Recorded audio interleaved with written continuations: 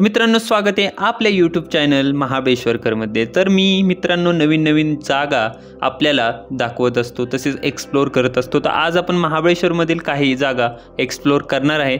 तर चला मित्रांनो, जाऊया महाबळेश्वरच्या अशा अद्भुत जागेंवरती।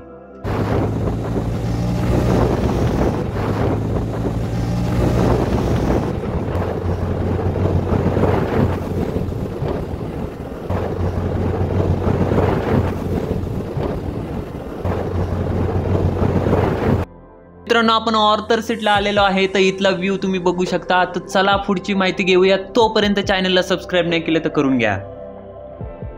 कसं धुकं पसरलंय, चार बाजूने सगळं कसं पांढरं झाले। आपण इथं आला तर धुक्यात हरवू शकता, त्यामुळे आपली जबाबदारी स्वतः घ्या। मित्रांनो, पाहू शकता ऑर्थर सीट मधील टायगर स्प्रिंग या ठिकाणी आपण आलेलो आहे। येथील धुक्याची चादर आपण चौरत्र बघू शकता। मित्रांनो, मान्सून सीझनमध्ये ऑर्थर सीट तसेच इतर पॉइंट सर्वत्र धुक्याची चादर पसरलेली असते, त्यामुळे सध्या तरी जास्त पॉइंट आपल्याला पाहता येत नाहीत। परंतु या व्ह्यूचा आनंद घेण्यासाठी आपल्याला मान्सूनमध्येच यावे लागते। जर आपण पुढच्या वेळेला महाबळेश्वर ट्रिप प्लॅन करत असाल तर या पॉइंटला नक्की भेट द्या।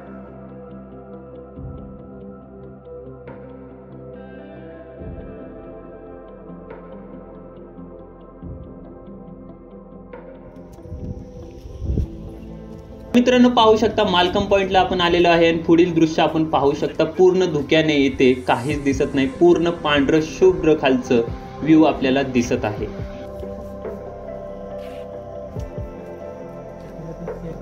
मित्रांनो, पाहू शकता आपण क्षेत्र महाबळेश्वरच्या पार्किंग लॉट मध्ये उभे आहे आणि इतर दृश्य बघू शकता की किती प्रमाणात येथे पब्लिक आलेला आहे। तर मित्रांनो, पार्किंग मधून आता आपण जाणार आहे पंचगंगा मंदिराकडे।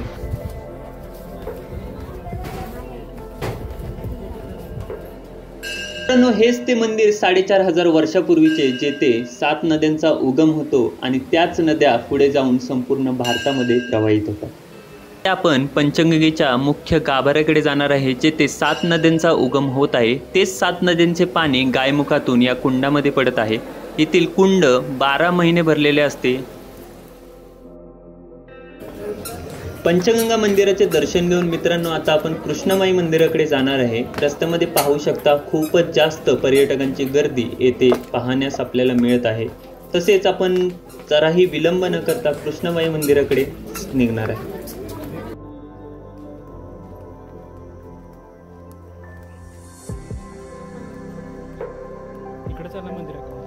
ते पाहू शकता कल्पनेपेक्षा भव्य दिव्य असे मंदिर म्हणजे कृष्णमाई मंदिर, त्या ठिकाणी आपण पोहोचलेलो आहे।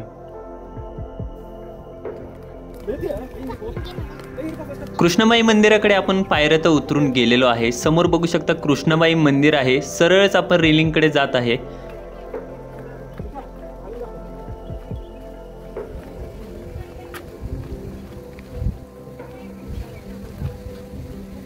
समोरच बघू शकता अद्भुत असा दृश्य आहे। समोरच आपल्याला बलकवडी डॅम, डाव्या बाजूला बघू शकता सावित्री नदीचा उगम झालेला आहे।